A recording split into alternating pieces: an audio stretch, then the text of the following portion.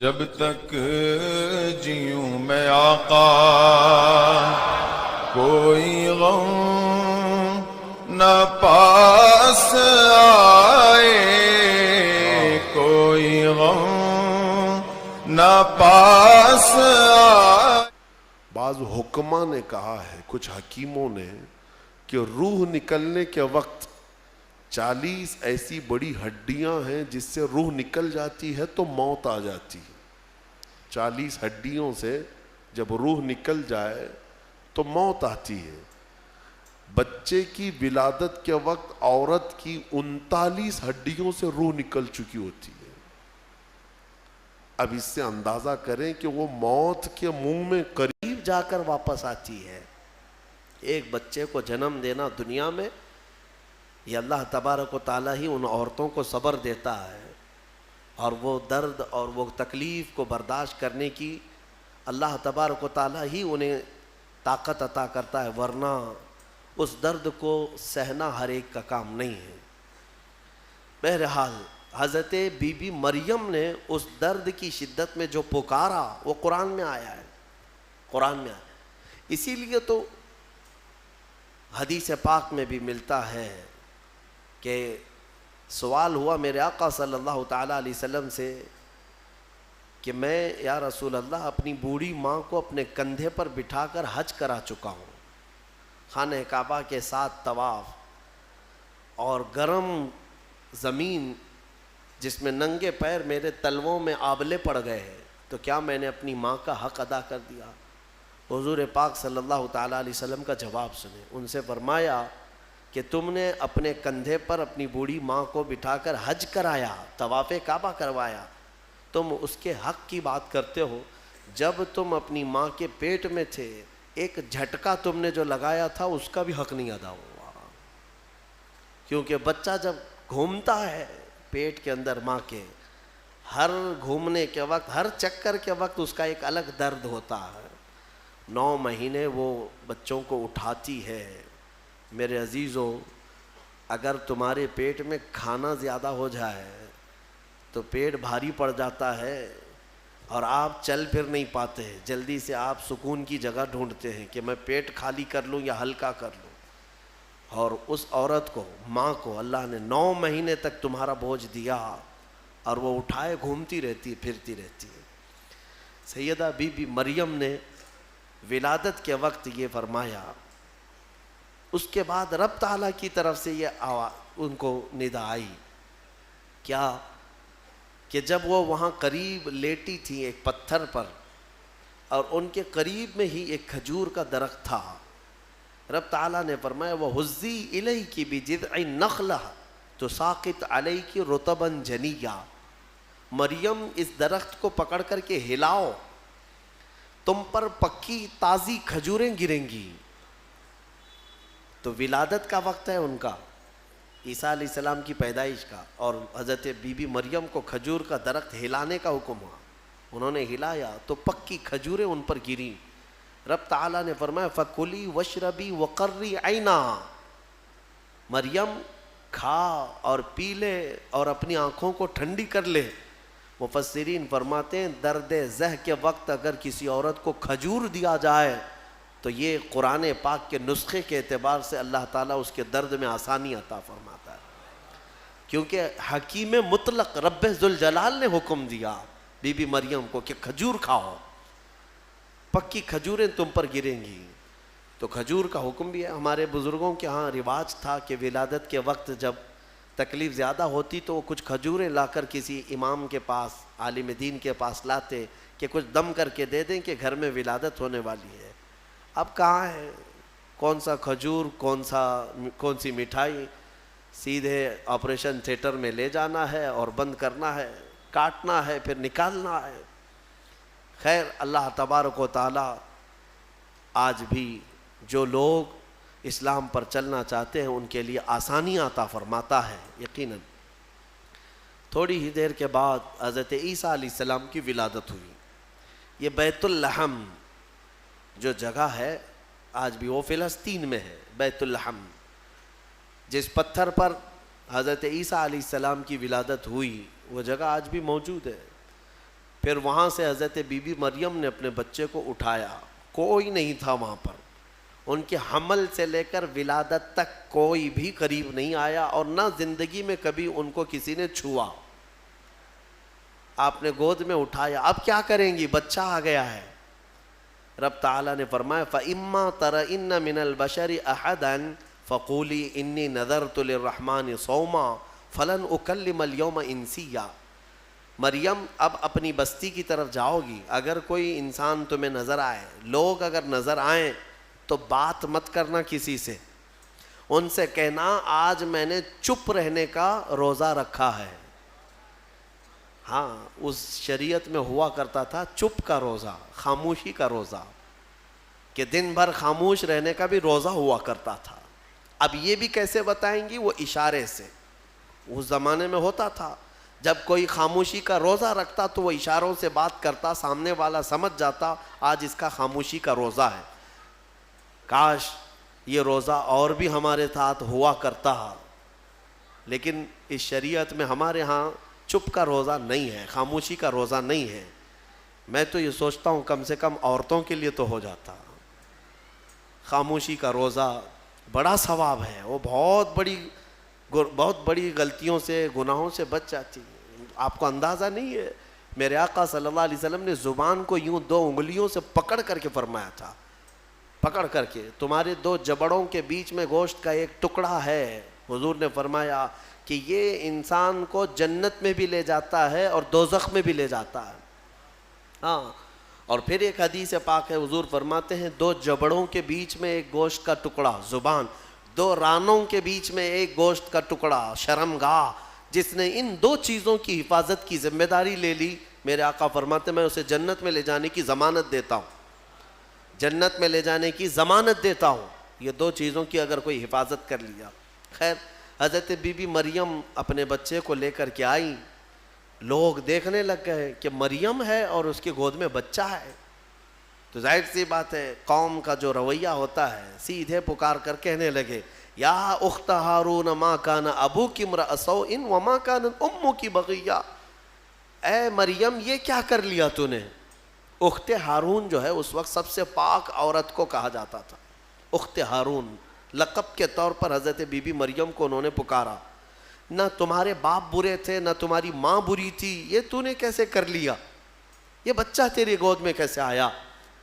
فاشارت الیہ، انہوں نے اشارہ کیا اپنے بچے کی طرف، کیونکہ اللہ تعالیٰ کا حکم تھا اگر کوئی بات کرے تو بات مت کرنا، اپنے بچے کی طرف اشارہ کر دو، آج میں خاموشی کا روزہ ہوں۔ اشارہ کیا اپنے گود والے بچے کی طرف، 1 دن کا بچہ ہے، تو لوگ بول پڑے کہ تو اس کی طرف اشارہ کر رہے، قالوا کیف نکلم من کان فی المہد صبیا، ہم کیسے بات کریں اس سے جو آج گود میں ہے تیرے، آج کا بچہ ہے۔ قرآن میں ہے جب وہ لوگ بحث کر رہے تھے، قال انی عبد اللہ آتانی الکتاب وجعلنی نبیا، ابھی وہ بحث کر رہے تھے، عیسیٰ علیہ السلام گود سے ہی بول پڑے۔ کیا بولے؟ بولنے لگے اے لوگوں میں اللہ کا بندہ ہوں، انی عبداللہ، اللہ نے مجھے کتاب عطا کیا ہے، وجعلنی نبیہ، اور نبی بنا کر بھیجا ہے، وجعلنی مبارکن اینما کنت، اور جہاں میں رہوں گا برکت کا ذریعہ بنوں گا، اور اللہ تعالیٰ نے مجھے نماز کا اور زکوٰۃ کا حکم دیا ہے، اور میری والدہ کے ساتھ اچھائی کا سلوک کرنے، حسن سلوک کرنے کا حکم دیا ہے۔ اور پھر آخر میں عیسیٰ علیہ السلام اس جملے پر اپنی بات ختم کرتے ہیں، کون سا جملہ؟ والسلام علی یوم ولدت و یوم اموت و یوم ابعث حیا، سلامتی ہو اس دن پر جس دن میں پیدا ہوا اور جس دن میرا انتقال ہوگا اور جس دن مجھے اٹھایا جائے گا۔ اتنا بات کیا حضرت عیسیٰ علیہ السلام اور پھر خاموش ہو گئے۔ یہ معجزہ نہیں تو اور کیا ہے، گود کا آج کا بچہ اتنا وسیع انداز میں بول پڑا، تبھی جا کر کے قوم کی زبان چپ ہو گئی کہ یہ جو آیا ہے مریم کی گود میں یہ کوئی معمولی چیز نہیں ہے۔ ظاہر سی بات ہے جب رب تبارک و تعالیٰ کسی چیز کو بھیجتا ہے تو نشانیوں کے ساتھ بھیجتا ہے۔ اب جتنے تھے وہ مان تو گئے کہ بی بی مریم کو کسی نے چھوا نہیں، یہ سچی ہے، اور جب گود کا بچہ بول رہا ہے تو یہ اور سچی بات ہے۔ کہ محیر العقول چیز ہے، آج تک ہم نے کبھی دیکھا نہیں۔ عیسیٰ علیہ السلام بولے۔ پھر اس کے بعد عیسیٰ علیہ السلام کو حضرت بی بی مریم اپنے گھر تو لے گئیں۔ یہاں پر رک کر کے میں ایک بات عرض کرنا چاہوں گا۔ حضرت عیسیٰ علیہ الصلوۃ والتسلیم نے جو جملہ کہا وہ یہ ہے کہ جس دن میں پیدا ہوا اس دن سلامتی ہو، یعنی نبی جس دن پیدا ہوتے ہیں وہ سلامتی والا دن ہوتا ہے۔ عیسیٰ علیہ السلام کی پیدائش کا دن سلامتی والا ہے تو 12 ربیع الاول کیوں نہیں سلامتی والا ہے؟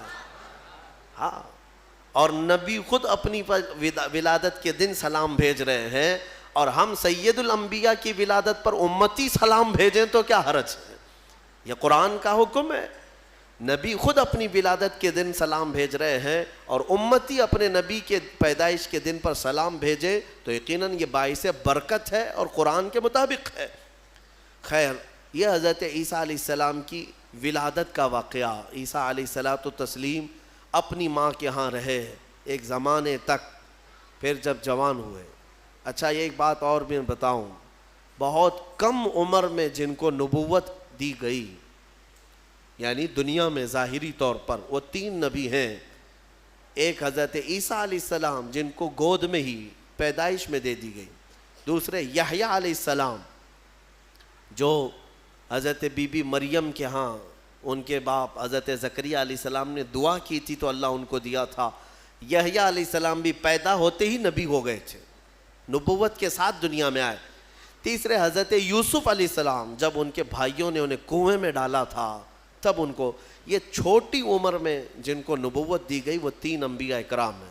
یہ تو دنیا کی زندگی کے اعتبار سے، لیکن اگر کوئی یہ کہتا ہے کہ ہمارے آقا محمد صلی اللہ علیہ وسلم کو 40 سال کی عمر میں نبوت دی گئی تو یہ جملہ غلط ہے۔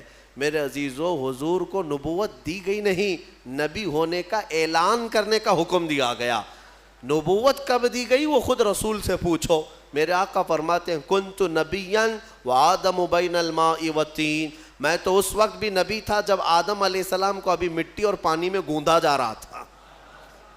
آدم علیہ السلام کا ابھی پتلا بھی نہیں تیار ہوا تھا، حضور فرماتے میں اس وقت بھی نبی تھا۔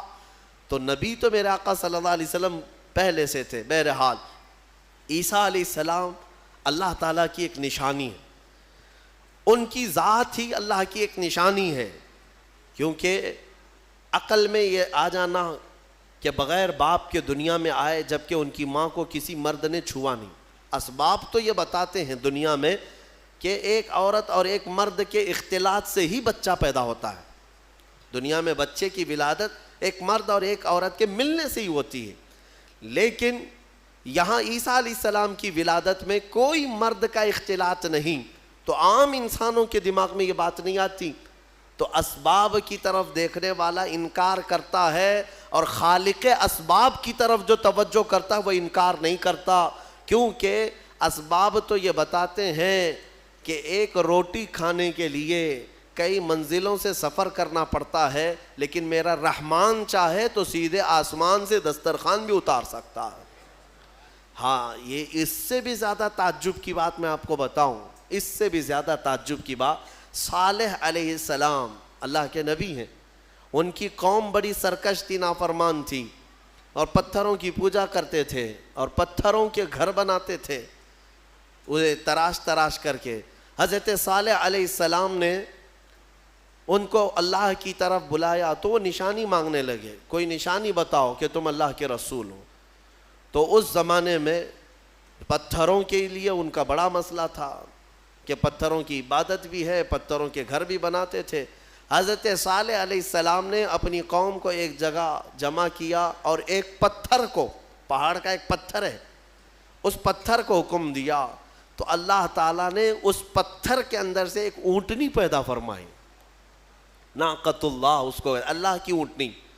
اب مجھے بتاؤ کیا یہ عقل تسلیم کرے گی کہ ایک اونٹنی کو پیدا ہونے کے لیے اس کے بھی تو ماں باپ ہونے چاہیے، وہ بھی کسی اونٹنی کی پیٹ سے پیدا ہوگی؟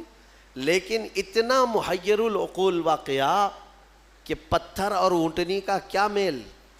ہاں، یہ بھی بات سمجھ میں آ سکتی ہے کہ ہاتھی کے ہتھنی کے پیٹ سے کوئی اونٹنی پیدا ہو گئی، یا کسی جانور کے پیٹ سے کوئی دوسرا جانور پیدا ہو گیا، کچھ قریب تو سمجھ میں آتا ہے، لیکن پتھر کے اندر سے اونٹنی پیدا ہونا یہ سمجھ میں آتا ہے؟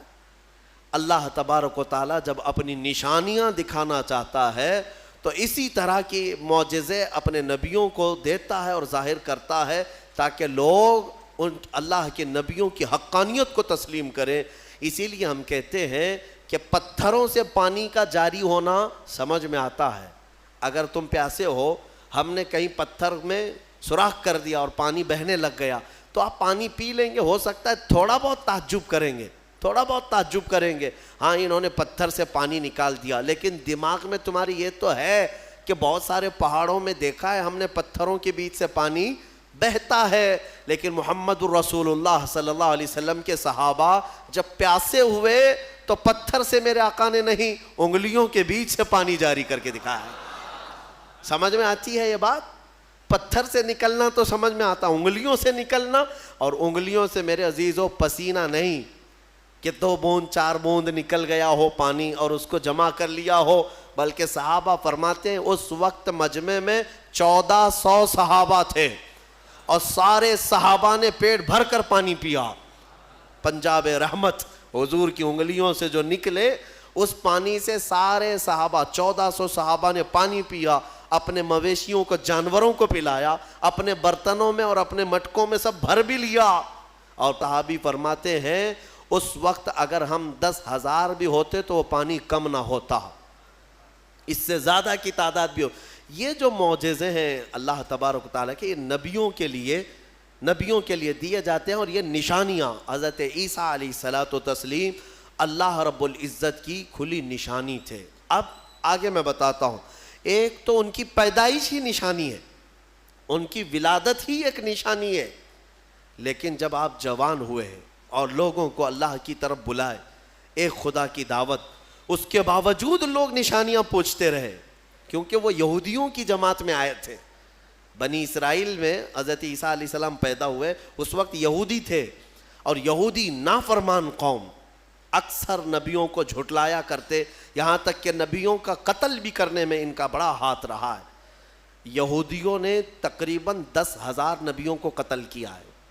ہاں، ہم اللہ کے نبیوں کو، قرآن صاف کہتا ہے وَيَقْتُلُونَ النَّبِيِّينَ بِغَيْرِ حَقٍّ وَيَقْتُلُونَ الْأَنْبِيَاءَ بِغَيْرِ حَقٍّ، ناحق یہ نبیوں کو قتل کیا کرتے تھے یہ یہودی، کیونکہ ان کی طبیعت کا اگر مسئلہ نہیں ملتا تو نبی کو مار دیتے۔ ان کو اپنی طبیعت کا مسئلہ چاہیے ہوتا، شریعت ان کو ویسی چاہیے جیسا وہ چاہیں۔ انبیاء کرام علیہ السلام کوئی کمپرومائز کرنے کے لیے نہیں آتے، وہ حق کے داعی ہوتے ہیں، حق کے داعی ہوتے ہیں۔ بہرحال حضرت عیسیٰ علیہ السلام جب جوان ہوئے تو آپ کو پھر سے نشانیاں پوچھی گئیں کہ آپ اللہ کے رسول ہیں، آپ اللہ کے نبی ہیں، کوئی نشانی؟ اب اللہ تعالیٰ نے آلریڈی ان کی ولادت ایک نشانی ہے، پھر ان کو معجزے عطا کیے۔ کون کون سے معجزے؟ عیسیٰ علیہ السلام کو 3 معجزے اور دیے گئے، 3 معجزے۔ وہ کیا تھے؟ عیسیٰ علیہ السلام خود اپنی زبان میں فرماتے ہیں، جس کو قرآن میں اللہ تبارک و تعالیٰ نے بیان فرمایا، کیا ہے؟ احیی الموتى باذن اللہ، ابرئ الاکمہ والابرص واحیی الموتى باذن اللہ، اور ایک ہے وانبئکم بما تاکلون وما تدخرون فی بیوتکم۔ 3 معجزے، توجہ چاہتا ہوں، عیسیٰ علیہ السلام کو 3 معجزے دیے گئے۔ پہلا معجزہ، کوڑ کی بیماری والے، سفید داغ والے کوئی بھی بیمار آئیں، عیسیٰ علیہ السلام اپنا ہاتھ رکھتے تو صحیح ہو جاتا۔ ابرئ الاکمہ والابرص، کوڑ والا، سفید داغ والا، یہ بیمار اگر حضرت عیسیٰ علیہ السلام کے پاس آتا تو آپ اس کو ہاتھ پھیر دیتے تو اس کی بیماری ختم ہو جاتی۔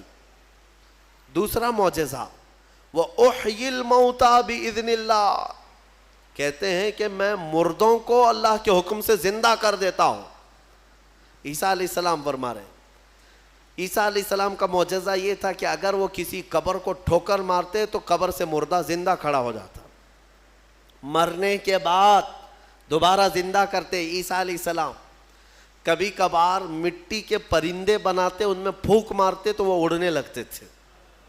ہاں، مٹی کے پرندوں کو پھونک مارتے تو وہ اڑنے لگتے زندہ ہو کر. 2 معجزے ہو گئے. تیسرا معجزہ اہم ہے. عیسیٰ علیہ السلام فرماتے ہیں وَأُنَبِّئُكُمْ بِمَا تَأْكُلُونَ وَمَا تَدَّخِرُونَ فِي بُيُوتِكُمْ. تم اپنے گھروں میں بیٹھ کر جو کچھ بھی کھاتے ہو اور جمع کرتے ہو, عیسیٰ علیہ السلام فرماتے ہیں میں یہیں بیٹھ کر کے سب بتا دیتا ہوں, ساری چیزوں کی میں خبر دیتا ہوں. عیسیٰ علیہ السلام کا معجزہ یہ تھا کہ تم اپنے گھروں میں جو کھاتے ہو جمع کرتے ہو سب کی خبر عیسیٰ علیہ السلام کو ہے. یہ ظالم نادان جو میرے نبی کے علم غیب کا انکار کرتے ہیں, قرآن پڑھا بھی ہے کہ نہیں پڑھا؟ عیسیٰ علیہ السلام جو بنی اسرائیل کے نبی ہیں, جو بعد میں حضور کی امت میں آئیں گے آسمانوں سے, اور آئیں گے حضور کی امت, حضور پاک صلی اللہ تعالیٰ علیہ وسلم کی امت میں رہیں گے. اب اندازہ کرو انہیں اللہ تعالیٰ نے اتنا علم غیب دیا, تو کیا میرے رسول کو غیب کا علم نہیں ہوگا؟ ہمارا تو عقیدہ یہی ہے, ہمارا موقف یہی ہے. میرے آقا مدینے میں ہو کر ہماری مسجد کا بھی ملاحظہ فرما رہے ہیں. ہاں, وہ پوری دنیا کو ایسے دیکھتے ہیں جیسے اپنے ہتھیلی کو دیکھتے ہیں. خود میرے آقا نے فرمایا, مسلم شریف کی حدیث ہے, اللہ کے حبیب فرماتے ہیں ان اللہ زوى لی الارض, اللہ نے پوری روئے زمین کو میرے لیے سمیٹ دیا ہے, اور میں پوری روئے زمین کو ایسے دیکھتا ہوں جیسے ہتھیلی کو دیکھتا ہوں. 3 معجزے ہیں عیسیٰ علیہ السلام کی, یاد رکھیے گا. اب میرا سوال بھی سن لیجئے توجہ کے ساتھ. ایک ہے وہ کوڑ کی بیماری اور برس کی سفید داغ کی بیماری والے کو ہاتھ رکھتے تو کیا ہوتا؟ کیا ہو جاتا؟ صحیح ہو جاتا. حاضر ہے آپ کا دماغ؟ بہت اہم چیز. دوسری چیز ہے مرے ہوئے آدمی کو ٹھوکر مار کر زندہ کر دیتے تھے. چلے 2 ہی پر ہم بات کرتے ہیں. یہ بیماریوں سے شفا دینا کس کا کام ہے؟ عقیدہ تو یہی ہے نا, اللہ کا کام ہے. پھر سوال تو یہاں ان لوگوں کے لیے بھی بن پڑتا ہے جب ہم اپنے مصطفیٰ کے لیے کہتے ہیں یا رسول اللہ شافی و نافی ہو تم, وافی و کافی ہو تم, درد کو کر دو دوا, تم پہ کروڑوں درود. ارے یہ بریلوی شرک کر رہا ہے. رسول کو کہہ رہا ہے شافی ہیں, رسول کو کہہ رہا ہے کافی ہیں. رسول شفا دیں گے؟ جب ہم درود تاج میں پڑھتے ہیں دافع البلاء والوباء والقحط والمرض والالم, ہمارے رسول بلاؤں کو دفع کرنے والے, وباؤں کو دفع کرنے والے, درد کو دور کرنے والے, ہر کرب سے آزاد کرنے والے. ہم پڑھتے ہیں درود میں تو اس پر کچھ لوگوں کا پیٹ درد ہوتا ہے اور کہتے ہیں کیسے تم رسول کو کہہ رہے ہو کہ وہ بیماریوں سے دور کرنے والے ہیں, وہ کیسے دور کر سکتے ہیں؟ ان سے میرا سوال یہ, قرآن کی کوئی آیت پڑھا بھی ہے یا نہیں؟ عیسیٰ علیہ السلام خود کہہ رہے ہیں کوڑ کی بیماری اور برس کی بیماری والے کو میں ہاتھ رکھ دوں تو صحیح ہو جاتا ہے. عیسیٰ علیہ السلام ہاتھ رکھ دیں تو صحیح ہو جاتا ہے.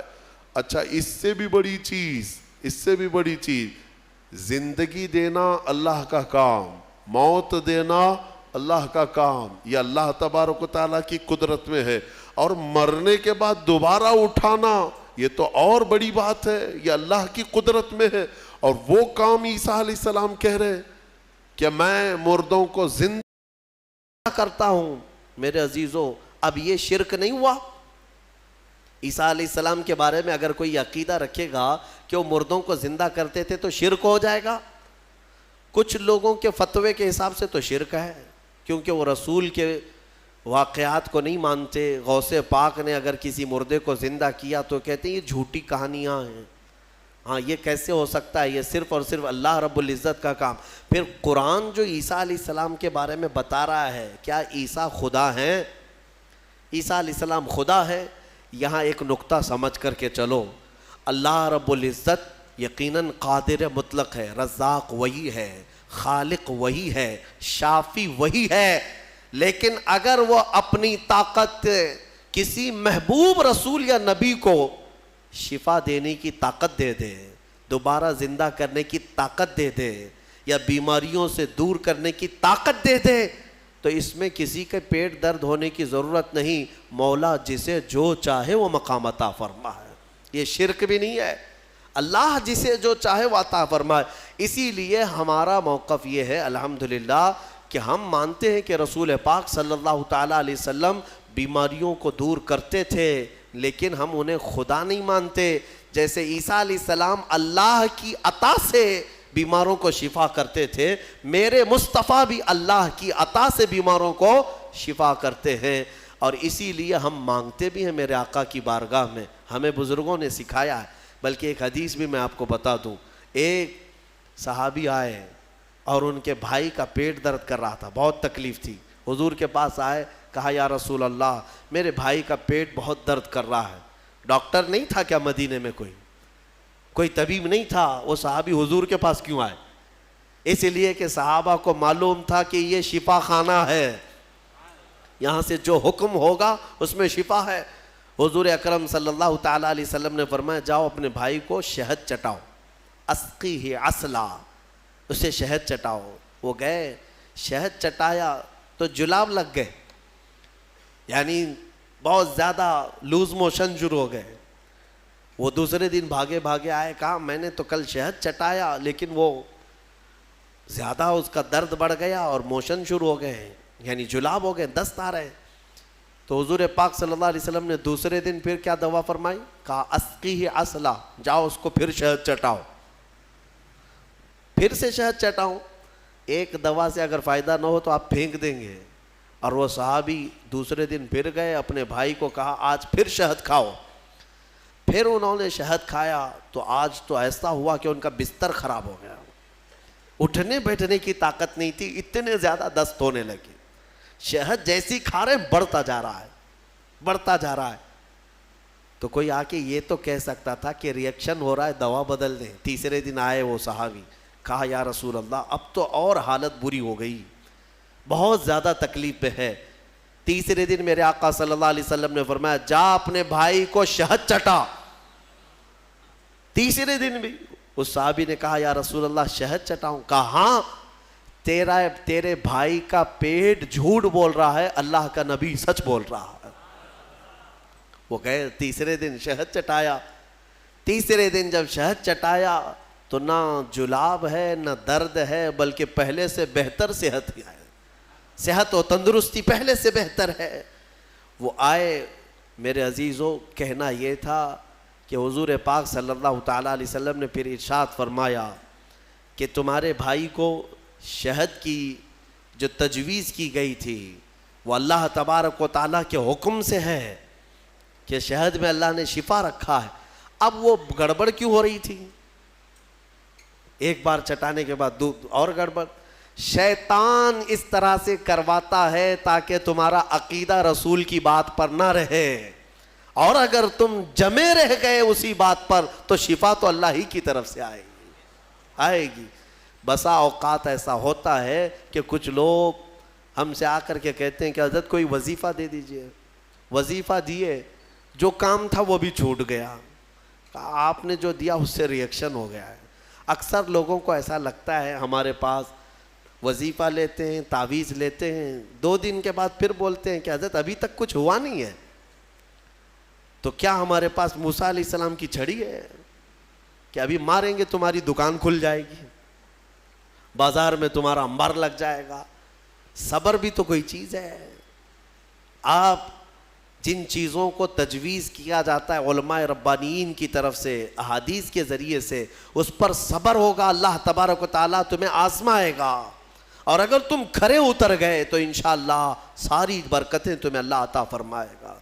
ایک چیز دوسری، ایک صحابی آئی حضور کے پاس، ان کا بیٹا گونگا تھا، بولتا نہیں تھا، 8 سال کا یا 9 سال کا بچہ تھا، پیدائشی، بولتا نہیں. حضور کے پاس لائی اور کہا کہ حضور یہ میرا بچہ بولتا نہیں ہے، اسے کچھ فرما دیں. بولنے کی طاقت دینا اللہ کا کام ہے. وہ صحابیہ حضور کے پاس کیوں آئی؟ شرک کرنے آئی تھی؟ نعوذ باللہ من ذالک. صحابہ کا عقیدہ یہی تھا، بخدا خدا کا یہی ہے در، جو بریلی کے امام نے ہمیں سکھایا ہے. بخدا خدا کا یہی ہے در، نہیں اور کوئی مفر مقر، جو وہاں سے ہو یہیں آ کے ہو، جو یہاں نہیں تو وہاں نہیں. ہاں وہ آئی اور حضور کے پاس لے آئی. حضور پاک صلی اللہ تعالیٰ علیہ وسلم نے ان کو، اس بچے کو کیا دعا دی، کیا دوا دی، کیا وظیفہ دیا؟ کچھ نہیں. سامنے بٹھایا, بچہ سامنے آیا, رسول کریم صلی اللہ تعالیٰ علیہ وسلم نے اس بچے کا نام لے کر کے کہا کہ قل من انا, اے بچے بول میں کون ہوں.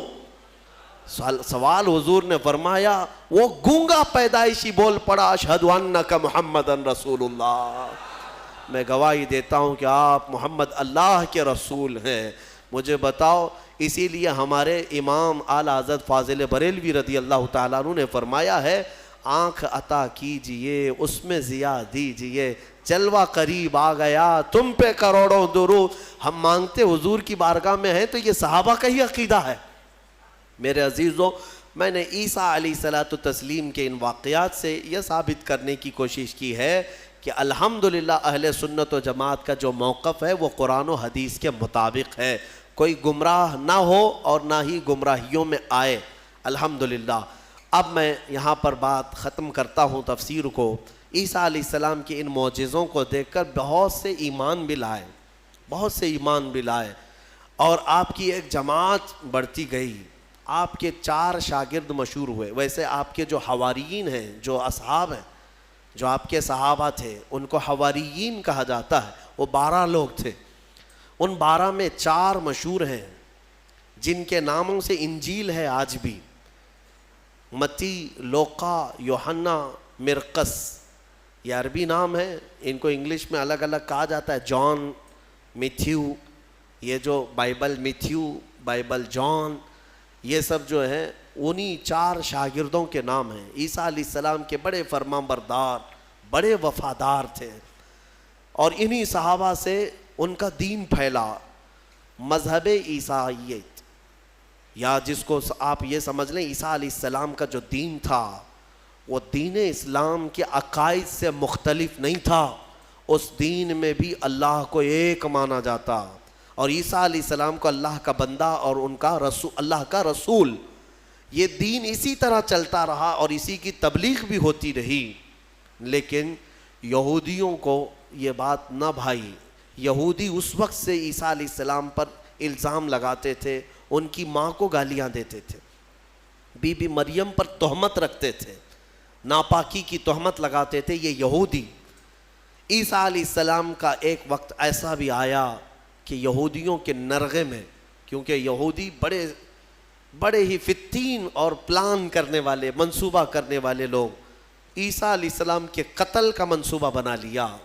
اور اس قتل کے منصوبے سے وہ آخری دن تھا عیسیٰ علیہ السلام کا, جس گھر میں عیسیٰ علیہ السلام ایک باغیچے میں اپنے شاگردوں کے ساتھ رہے, ان کو تعلیمات دی اور سب کو رخصت کیا اور کہا آج کے بعد میں تم سے ملاقات نہیں کروں گا, تم دین حق پر قائم رہنا. شاگرد سب چلے گئے, عیسیٰ علیہ السلام تنہا گھر میں تھے. یہودیوں کی ایک جماعت آئی قتل کے منصوبے سے, اور سب کے سب ہتھیار سے لیس ہو کر حضرت عیسیٰ علیہ السلام کے گھر کا گھیراؤ کر لیے, اور گھیراؤ کر کے رات کے وقت آپ کو قتل کا منصوبہ تھا. لیکن یہودیوں نے اپنے ایک آدمی کو اندر بھیجا کہ جاؤ دیکھ کر کے آؤ عیسیٰ کیا کر رہے ہیں, کس حالت میں ہے. ایک شخص اندر آیا عیسیٰ علیہ السلام کو دیکھنے کے لیے, یہودیوں کا ایک شخص اندر آیا, اور جیسے ہی وہ اندر آیا قرآن میں مولا فرماتا ہے وَلَكِنْ شُبِّهَ لَهُمْ, یعنی جس کا مفہوم یہ ہے کہ اللہ نے عیسیٰ علیہ السلام کی شکل اس آدمی کو دے دی, اور عیسیٰ علیہ السلام کو آسمانوں پر اٹھا لیا, آسمانوں پر اٹھا لیا. بر رفعہ اللہ الیہ, قرآن میں اللہ فرماتا ہے اللہ نے ان کو اپنی طرف اٹھا لیا. عیسیٰ علیہ السلام آج بھی زندہ ہیں, آسمانوں پر باقی ہیں. اب وہ شخص اندر آیا, بہت دیر تک وہ باہر نہیں آ رہا تھا, تو یہودی باہر جو کھڑے تھے وہ پریشان تھے کہ ہمارا جو آدمی گیا ہے وہ آیا نہیں ابھی تک. اس کے بعد سبوں نے کہا چلو کہاں اس کو دیکھیں گے, حملہ کرتے ہیں. سب کے سب گھس گئے, اور اندر جو شخص تھا وہ عیسیٰ علیہ السلام کی شکل کا دکھ رہا تھا, اسی کو پکڑ کر لائے, اس کو خوب مارا, اور پھر لا کر کے باہر سولی پر چڑھا دیا, سولی پر چڑھا دیا, صلیب پر, اور پھانسی دے دی. پھانسی دینے کے بعد پھر ان کو یاد آیا ہمارا آدمی کہاں گیا جو ڈھونڈنے کے لیے گیا تھا. تو وہ کچھ لوگ تھے جو جانتے تھے پاؤں جو نیچے سے تھے وہ نہیں بدلے تھے, اللہ نے اس کی اصلی شکل پر ہی رکھا تھا. تو کچھ لوگوں نے پاؤں دیکھ کر کے کہا یہ تو ہمارا آدمی ہے، اس کے پاؤں تو ہمارے آدمی کی طرح ہے۔ لوگوں نے کہا اگر یہ ہمارا آدمی ہے تو پھر عیسیٰ کہاں گئے؟ عیسیٰ اس گھر سے کہاں گئے؟ ان کو ہم نے اندر جاتے دیکھا ہے، اندر ہم نے گھیرا کیا ہے، وہ کہاں گئے؟ اسی شک میں رہ گئے یہ عیسیٰ ہے کہ ہمارا آدمی ہے۔ کچھ کہتے ہمارا آدمی ہے، کچھ کہتے نہیں عیسیٰ ہے۔ اسی چکر میں رہ گئے یہ لوگ، ان کو پتہ ہی نہیں تھا کہ عیسیٰ علیہ السلام کہاں گئے۔ ظاہر سی بات ہے عیسیٰ علیہ السلام جب آسمانوں پر اٹھا لیے گئے، اب اگر یہ خبر کوئی دے گا تو کوئی اللہ کا نبی ہی دے گا نا، کوئی نبی ہی دے گا، غیب کی خبر کون دے گا؟ اور اتفاق کی بات عیسیٰ علیہ السلام کے آسمانوں پر اٹھائے جانے کے بعد سے لے کر 550 سال تک کوئی نبی نہیں آیا۔ اس کے بعد اگر کوئی نبی آیا تو ہمارے آقا محمد صلی اللہ علیہ وسلم آئے، صرف حضور آئے 570 سال کے بعد۔ میں آپ کو بتاتا ہوں ان یہودیوں کے چکر کو اور عیسائیوں کے چکر کو بھی، عیسائی بیچارے ان کو خود کو بھی نہیں معلوم تھا کہ ہمارے نبی کہاں ہیں۔ بعض کا عقیدہ یہ بن گیا کہ ہمارے نبی کو سولی پر چڑھا دیا گیا، اسی لیے آج بھی وہ لوگ سلیب ڈال کر کے گھومتے رہتے۔ ایک جماعت اس میں یہ بن گئی، ایک جماعت یہ کہنے لگی ہمارے نبی کو یہودیوں نے سلیب پر چڑھا دیا، پھانسی پر چڑھا دیا، اور اس پر پھر عقیدے گڑنے لگ گئے۔ عقیدے کیا کیا گڑ لیا کہ ہمارے نبی نے جو پھانسی پر چڑھ کر کے قربانی دی ہے، بلیدان دیا ہے، وہ ہم سب کے گناہ معاف کرانے کے لیے قربانی دی ہے، تو اب یہ جتنے چاہے گناہ کرتے رہے، خوب شراب پئیں، خوب ناچیں، کیونکہ وہ سولی پر چڑھ کر کے سب معاف کرا دیے۔ یہ ایک جماعت نے اس میں عقیدہ گڑھ لیا اور عیسائیوں کی ایک جماعت اسی پر چلتی رہی۔ ایک جماعت پھر بھی حق پر رہی جو عیسیٰ علیہ السلام کے چاروں شاگرد تھے، انہوں نے کہا نہ ہمارے نبی کو سولی پر چڑھایا گیا ہے، نہ ہمارے نبی نے ہمارے لیے قربانیاں دی ہیں، یعنی کہ وہ پھانسی پر چڑھ کر کے سب کے گناہ معاف کرائے، بلکہ ان کا عقیدہ تھا کہ اللہ رب العزت نے عیسیٰ علیہ السلام کو اپنے جلوں میں رکھا ہے، وہ کہاں ہے وہ اللہ بہتر جانے اور عیسیٰ جانے۔ ایک وقت آئے گا جب عیسیٰ کی حقیقت لوگوں کو معلوم ہوگی۔ یہ ایک حق جماعت ہمیشہ کہتی رہی اور اسی پر وہ لوگ باقی رہے۔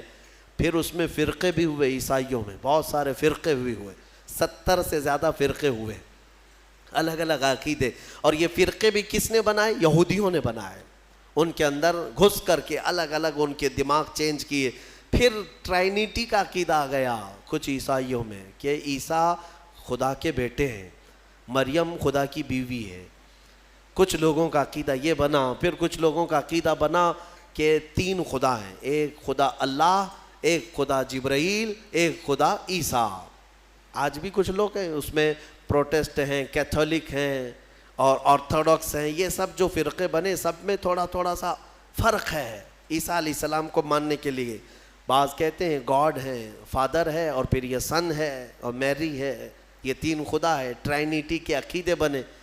اب میں آپ کو بتاتا ہوں یہ میرے آقا صلی اللہ تعالیٰ علیہ وسلم کا احسان ہے پورے یہودیوں پر بھی اور عیسائیوں پر بھی، کیونکہ یہ جھگڑا کرتے رہے 500 سال تک، اتنا قتل کیا ہے عیسائیوں نے یہودیوں کا اور یہودیوں نے عیسائیوں کا۔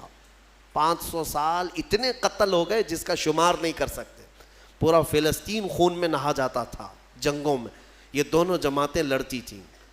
وہ الزام لگاتے ان کی ماں پر اور یہ یہودیوں پر الزام لگاتے، اور قرآن بھی کہتا ہے وقالت اليہود لیست النصارى علی شیء وقالت النصارى لیست اليہود علی شیء۔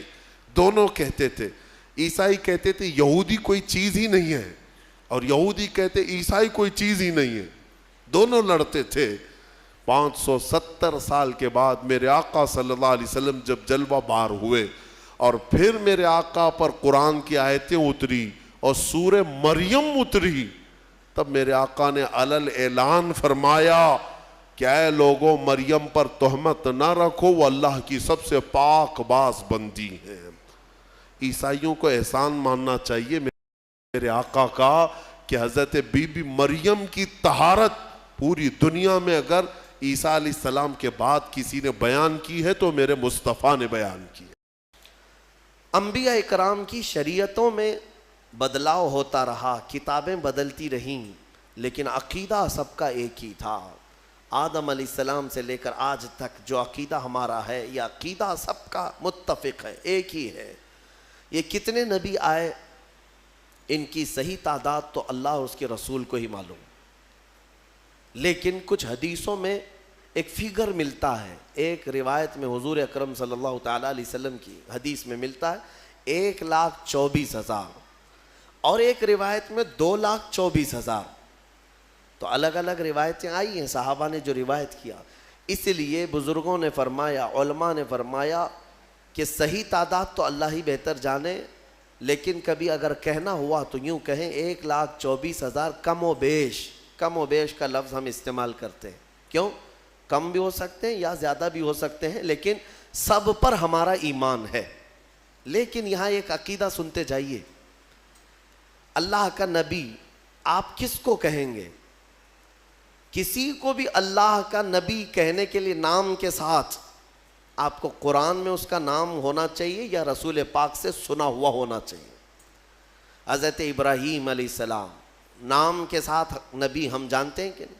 کیونکہ ان کا نام قرآن میں بھی آیا ہے اور حضور کی زبان پر بھی آیا ہے۔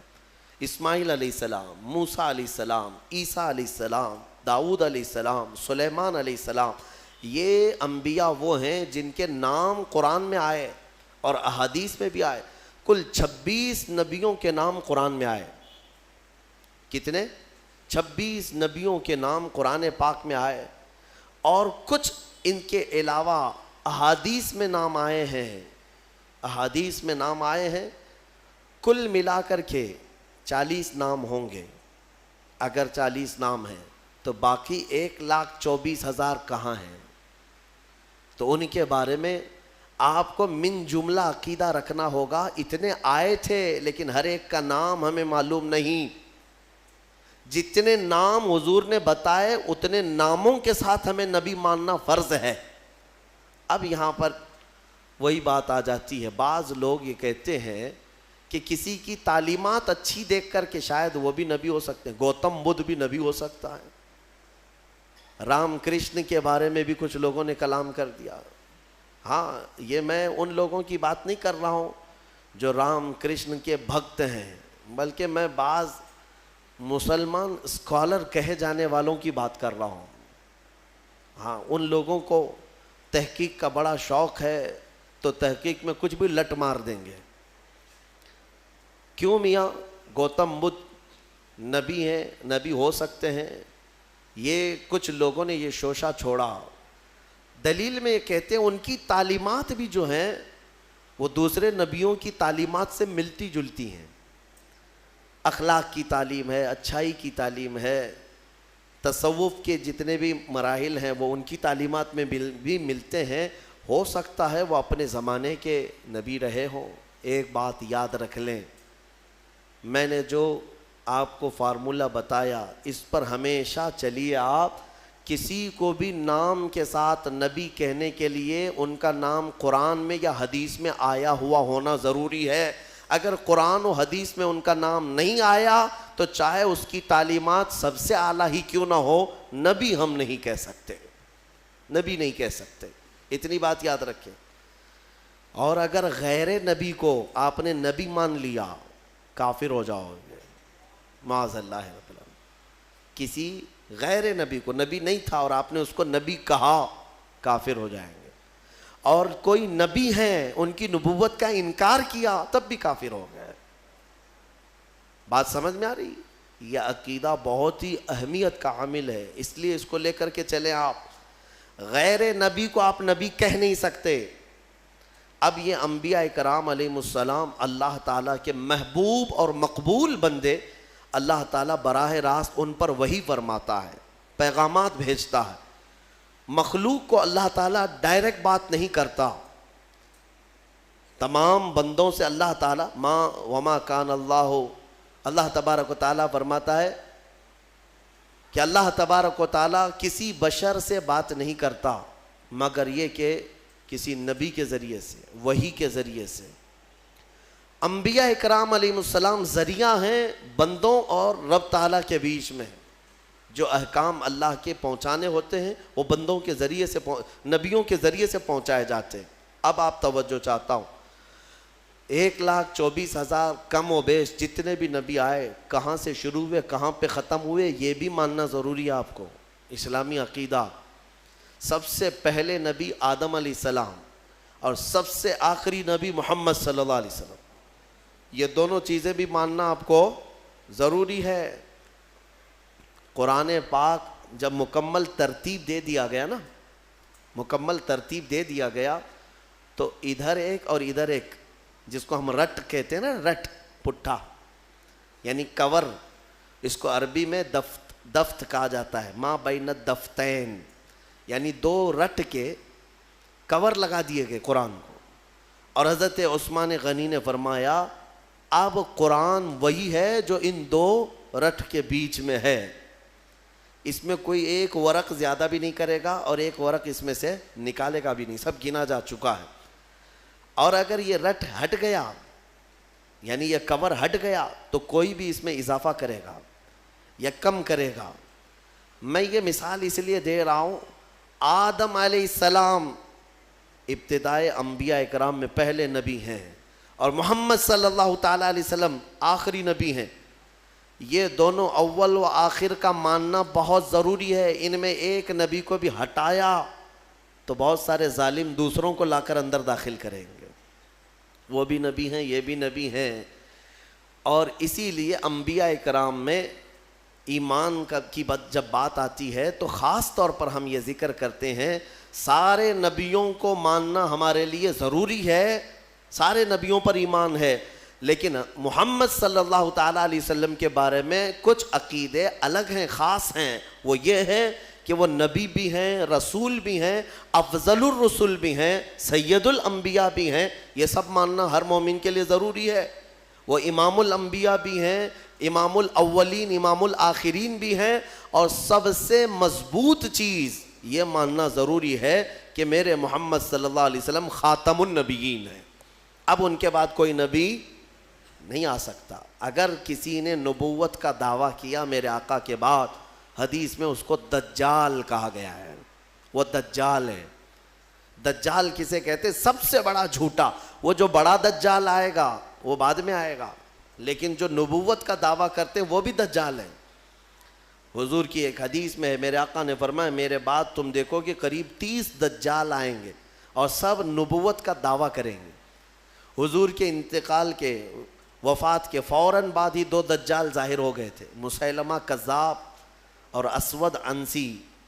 یہ دونوں نے نبوت کا دعویٰ اسی زمانے میں کر دیا تھا اور دونوں مارے گئے ہیں، مسیلمہ کذاب اور اسود عنسی۔ حضرت خالد بن ولید کے لشکر میں یہ دونوں مارے گئے ہیں، ان دونوں جھوٹوں کو قتل کر دیا گیا، اور بہت سارے دنیا میں ایسے آئے اور مارے گئے۔ اس کے بعد یہ ایک ہمارے لیے سوئے قسمت ہے کہ ہندوستان میں بھی یہ داغ آیا۔ قادیان پنجاب کا ایک علاقہ ہے، وہاں ایک کانا شخص پیدا ہوا جس کا نام غلام احمد تھا۔ انگریزوں نے اسے پالا تھا اور بڑا کر کے اس کو تعلیم دے دے کر کے پھر اس سے نبوت کا دعویٰ بھی کروایا۔ قادیانیت ایک پورا کا پورا آج ایک فرقہ ہے، ایک پورا دین پھیلا دیا۔ مرزا غلام احمد قادیانی، اس نے نبوت کا دعویٰ کیا، یہ 100 سال پہلے کی بات کر رہا ہوں، وہاں وہ انگلش نبی بن کر کے آیا تھا، اور لوگوں میں اپنے نبی ہونے کا بلکہ عیسیٰ علیہ السلام سے افضل ہونے کا بھی دعویٰ کرتا تھا، اور بھینگا تھا، کانا تھا، ایک آنکھ سے کمزور تھا۔ عیسیٰ علیہ السلام کے بارے میں تو ہے کہ وہ مادر ذات اندھوں کو شفا دیا کرتے تھے، اور یہ غلام احمد خود ہی کانا تھا، اپنی آنکھ درست نہیں کر سکا، اور کہتا ہے میں عیسیٰ سے افضل ہوں، عیسیٰ علیہ السلام سے افضل۔ اس کے بھی کچھ ماننے والے ہو گئے، آج انہوں نے نام الگ رکھ لیا ہے، احمدی جماعت۔ قادیانی کہیں گے تو جلدی پہچان لیں گے سارے لوگ، تو جماعت احمدیہ، احمدی جماعت، اور یہ کہتے ہیں ٹرو اسلام، سچا اسلام یہی ہے۔ ان خبیثوں نے انٹرنیٹ پر ایسی بھرمار رکھی ہے کہ جب بھی کوئی اسلام سرچ کرنے پر جاتا ہے بھولا بھالا نوجوان تو سب سے پہلے ان کی ویب سائٹ اتر جاتی ہیں. اسلام کے نام پر انہوں نے جال پھیلا رکھا ہے, اتنی روایتیں گڑ گڑ کر کے نئی نئی باتیں بنا کر رکھا ہے. اسی لیے میں نوجوانوں سے کہتا ہوں ہمیشہ کہ سارا دین انٹرنیٹ سے مت سیکھو. ہاں کچھ معلومات ضرور اس میں ہو جائیں گی, لیکن کراس ویریفیکیشن کے لیے ضرور علماء سے رابطہ کیا کریں کہ یہ صحیح بھی ہے یا نہیں ہے. ورنہ ہم نے دیکھا ہے کہ گوگل والے بہت سارے چھوٹے چھوٹے راستوں میں پھنس جاتے ہیں. گوگل میپ پہ چلنے والے پھنستے ہیں, تو پھر یہ دین کا راستہ ہے, پتہ نہیں اس میں کہاں کہاں پھنسا دیا جائے گا.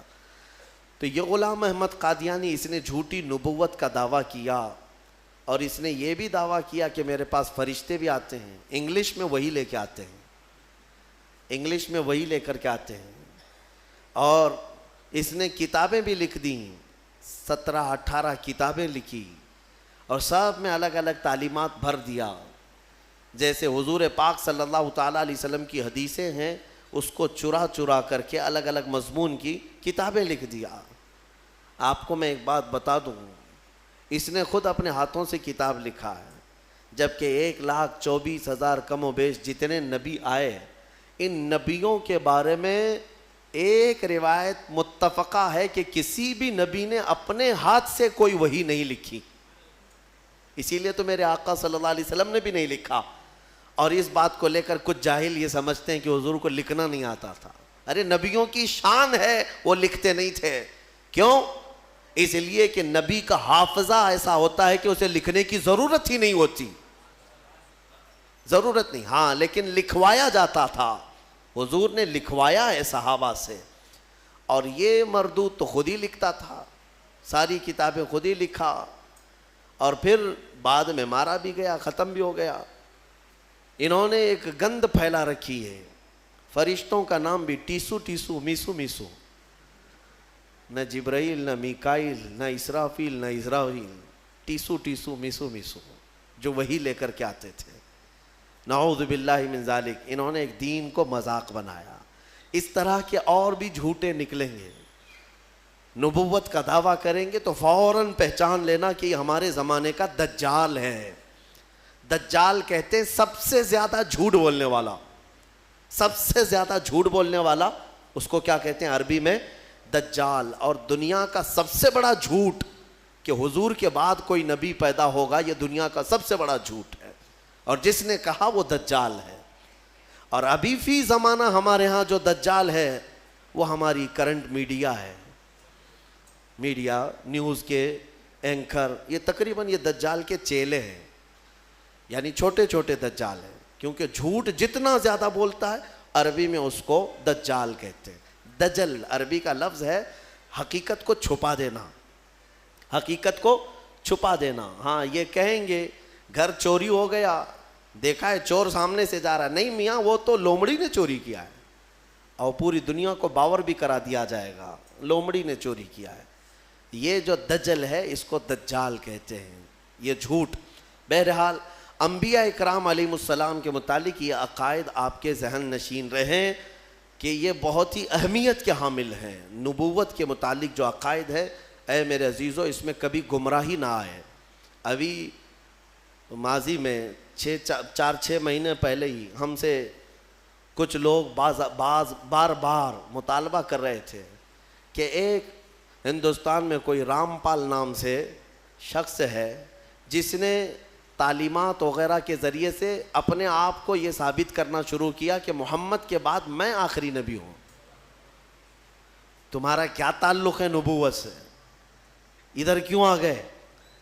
وہ انت بھکتی زیادہ اچھی ہے تمہارے لیے, وہیں پر رہتے. لیکن اس کے چیلے بار بار مجھے کہتے ہیں کہ ہمارے ساتھ بھی مباہلہ کر لو, ہمارے ساتھ بھی مقابلہ کر لو. میرے عزیزو, یہ منہ لگانے کے بھی قابل نہیں ہے. نبی پاک صلی اللہ تعالیٰ علیہ وسلم کے بعد آج بھی یہ موجود ہے. وہ کہتے ہیں کہ نبوت جو ہے ابھی بھی چل رہی ہے اور ہم آخری نبی ہیں. بہت سارے اس طرح کے فتنے آئے. میرے عزیزو, ایک اور فتنہ جنم لیا ہے انٹرنیٹ کی سرزمین پر, گوہر شاہی فتنہ. گوہر شاہی لوگ اس کو دیکھ کر کے اس کی تعلیمات سے متاثر ہو جاتے ہیں. تصوف کی بڑی بڑی باتیں کرتا ہے ایک شخص اور لوگوں کو گمراہ کرتا ہے, کبھی نفس کی باتیں, کبھی نماز کی باتیں, کبھی معرفت کی, کبھی طریقت کی.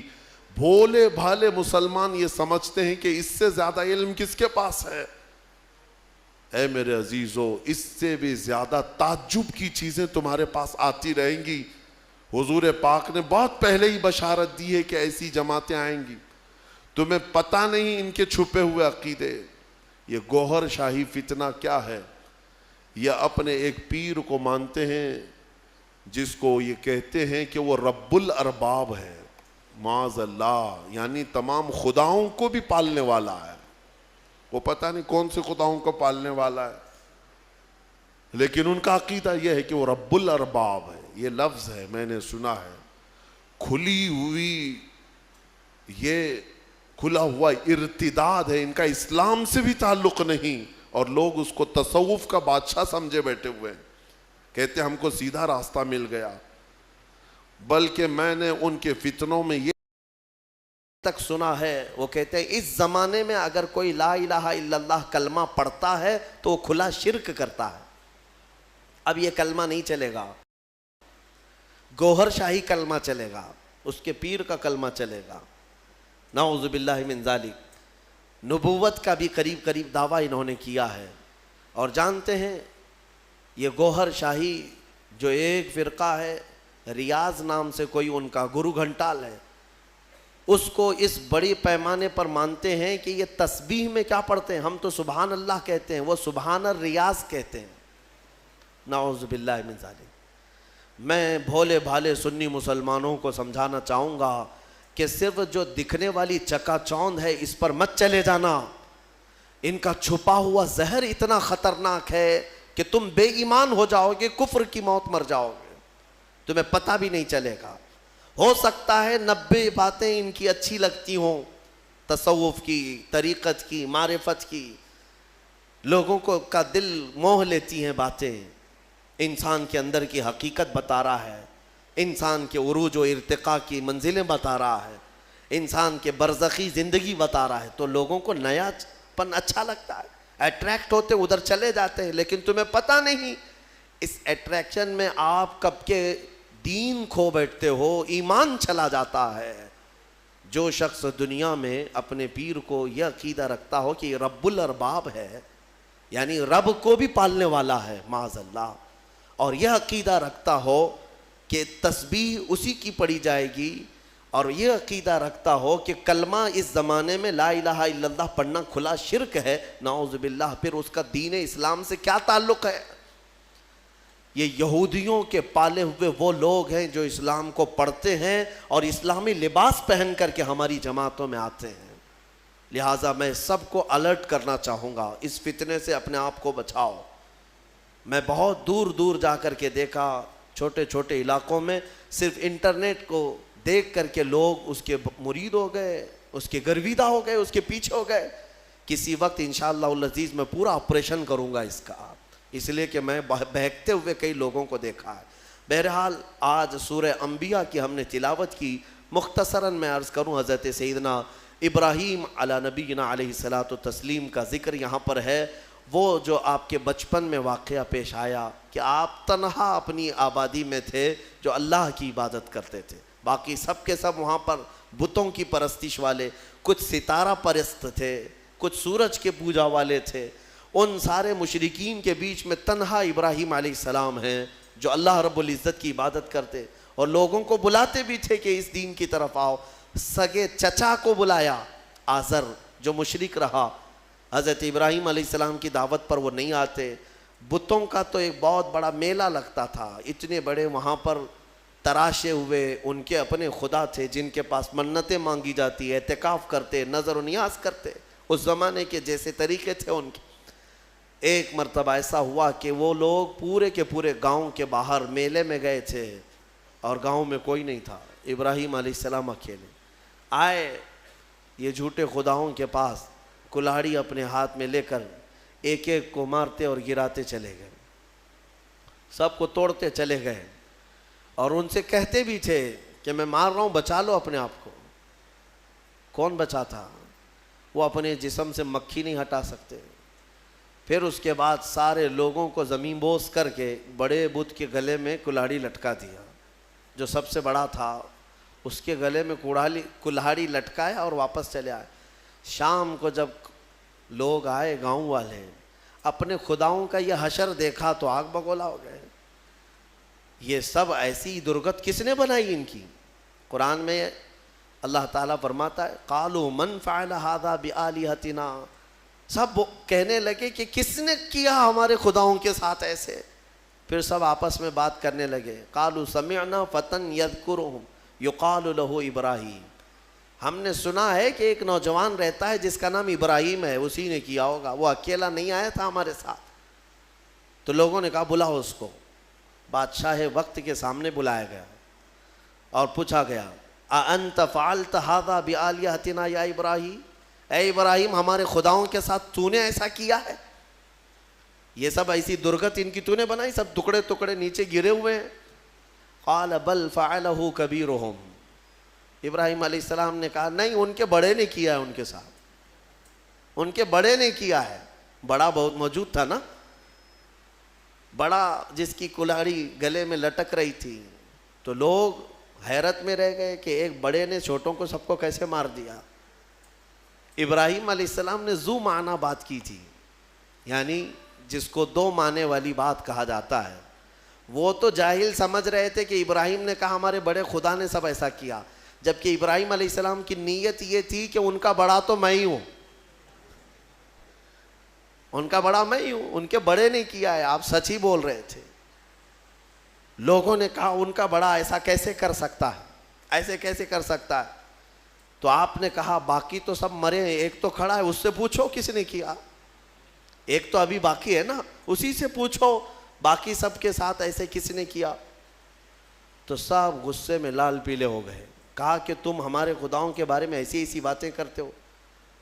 تو ابراہیم علیہ السلام نے کیا جملہ کہا کہ اُفٍ لَكُمْ وَلِمَا تَعْبُدُونَ مِن دُونِ اللَّهِ أَفَلَا تَعْقِلُونَ، لعنت ہے تم لوگوں پر، اللہ کے سوا دوسروں کی عبادت کرتے ہو، ایسوں کی جو نہ اپنے آپ کو بچا پا رہے ہیں، نہ کسی کو نفع دے سکتے ہیں، نہ نقصان دے سکتے ہیں، ایسوں کی عبادت کرتے ہو۔ اب ظاہر سی بات ہے حق بات کڑوی ہوتی ہے، کڑوی لگتی ہے، ہوتی نہیں ہے، لگتی ہے۔ کچھ لوگوں کو جن کو قبول نہ کرنا ہو، اور غصے میں ان لوگوں نے ابراہیم علیہ السلام کے خلاف ایک محاذ چھیڑ دیا، حکم ہوا کہ ایک آگ لگائی جائے اور انہیں جلایا جائے۔ یہ سن نہیں پاتے ہیں، حالانکہ جو حقیقت ہے وہ بتاؤ تو لال پیلے ہو جائیں گے، غصے میں آ جائیں گے۔ یہ برسوں سے چلا آ رہا ہے، برسوں سے ایسا ہے۔ ابراہیم علیہ السلام کو آگ میں ڈالنے کے لیے انہوں نے جو آگ لگائی، تفسیر میں اس کے لیے فرمایا گیا 1 مہینے تک جلاتے رہے، 1 مہینے تک سارے لوگ لکڑیاں جمع کیے، جنگل کاٹ کاٹ کر کے انہوں نے لکڑیوں کا اوٹ لگا دیا۔ آگ جب بھڑکائی گئی، اندازہ تو کیجئے ایک ابراہیم علیہ السلام کو ڈالنا تھا، تو اتنی آگ کی کیا ضرورت ہے، اتنی آگ کی کیا ضرورت ہے؟ یہ مشرکین کی فطرت ہے کہ انتقام جب لینے کی بات آتی ہے تو یہ بھڑک جاتے ہیں اور بہت ہی زیادہ بڑے پیمانے پر نقصان پہنچانے کے پلان بناتے ہیں، پہلی چیز سے بھی عادت رہی ہے۔ اتنی بڑی آگ لگائی، یہاں تک کہ اوپر سے اگر کوئی پرندہ بھی جاتا تو جل جاتا، اس آگ کی گرمی اتنی تھی۔ اور سب سے پہلے ان لوگوں نے منجنیق بنائی، منجنیق جس میں پتھر رکھ کر کے جو توپ ہوتا ہے نا، توپ جس طرح اڑاتے ہیں، وہ ابراہیم علیہ السلام کے لیے بنائی گئی سب سے پہلے، کیونکہ قریب میں جا کر کے ڈالے گا کون آگ میں، جو قریب جاتا وہ بھی جل جاتا۔ کافی دور 1 میل تک اس کی گرمی آ رہی تھی۔ منجنیق میں ابراہیم علیہ السلام کو رکھ کر کے اڑایا گیا تاکہ آگ میں وہ اچھل کر کے جائیں، قریب تک تو کوئی جا نہیں سکتا تھا۔ انہوں نے منجنیق میں رکھ کر کے ابراہیم علیہ السلام کو اڑایا۔